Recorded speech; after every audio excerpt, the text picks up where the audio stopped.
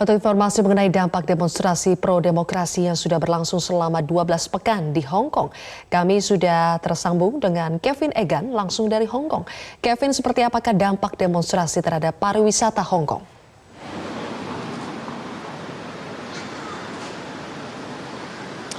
Zilvia, berdasarkan informasi yang kami dapatkan dari Hong Kong Tourism Board menyatakan bahwa memang betul ada penurunan pengunjung di sektor pariwisata yang datang ke Hong Kong. Tercatat ada penurunan sebesar kurang lebih double digit yang kemudian menyebabkan ada sejumlah sektor di pariwisata yang kemudian mengalami penurunan. Tidak hanya itu, sejumlah tempat wisata terpopuler di Hong Kong juga terdampak. Dilaporkan pengunjung Disneyland juga mengalami pengurangan dari segi pengunjung. Dan kita tahu bahwa industri pariwisata berdasarkan informasi terakhir berkontribusi 5% terhadap PDB Hong Kong.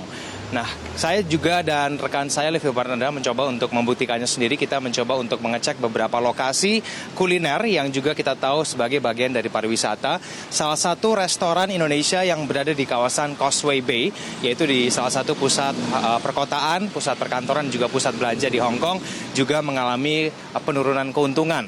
Kalau kita ikuti informasi yang disampaikan oleh pemilik restoran, menyampaikan bahwa biasanya menerima pengunjung dari 600 pengunjung yang datang pada akhir pekan. Namun ketika sudah terjadi aksi demonstrasi yang sudah berlangsung kurang lebih ada 12 minggu, jumlah pengunjung yang datang ke restoran Indonesia ini hanya sebesar 200 orang. Tentu saja diharapkan bahwa aksi demonstrasi ini tidak berlangsung lama karena ada sejumlah sektor-sektor di pariwisata yang juga terdampak sebagai akibat dari aksi demonstrasi yang sudah berlangsung kurang lebih selama 12 minggu. Zilvia.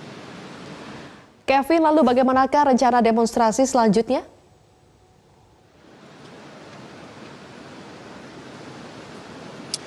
Zilvia, informasi yang kami dapatkan bahwa aksi demonstrasi memang seperti biasanya terjadi pada akhir pekan. Begitu juga yang akan terjadi pada akhir pekan ini. Informasi yang kami dapatkan ada sejumlah agenda yang kemudian akan dilakukan oleh demonstran pada akhir pekan ini. Saya akan dapat sebutkan dimulai pada tanggal 23 Agustus 2019 pada hari Jumat mendatang. Nanti masa akan melakukan long march seperti biasa, dan tidak hanya itu, mereka akan membuat rantai manusia dengan cara bergandengan tangan.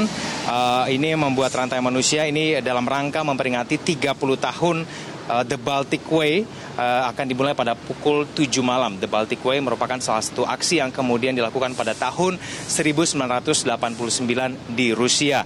Mereka akan kemudian membuat 3 rantai manusia yang kemudian membentang kurang lebih satu rantai manusia akan berjarak kurang lebih 12 km.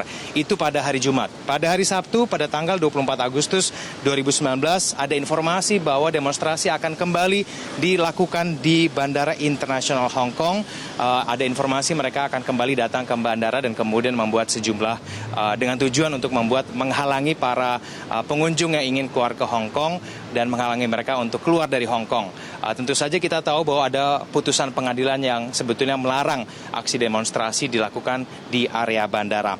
Itu pada hari Sabtu, Zilvia. Kemudian pada hari Minggu, tanggal 25 Agustus 2019, ini juga akan berlangsung aksi long march yang akan dimulai pada Tsuen Wan dan kemudian Kwai Tsing dimulai pada pukul 14.30 dan kemudian ada di Kwai Tsing Theater, di Kwai Chung hingga Tsuen Wan Park. Diperkirakan memang aksi demonstrasi akan sama hebohnya dengan pada hari Minggu kemarin, bahwa kita tahu bahwa ada klaim bahwa pada hari Minggu yang lalu sebesar 1,7 juta demonstran yang memenuhi sejumlah tempat-tempat krusial, tempat-tempat strategis, tidak hanya di Victoria Park dan juga di jalan-jalan utama di Hong Kong. Kita akan kemudian menunggu kira-kira apa yang kemudian dilakukan oleh pemerintah Hong Kong untuk mengantisipasi supaya demonstrasi yang berlangsung sejak 12 minggu terakhir di Hong Kong ini tidak berakhir rusuh dan tetap berjalan dengan damai dan tertib. Zilvia. Terima kasih Kevin Egan melaporkan langsung dari Hong Kong.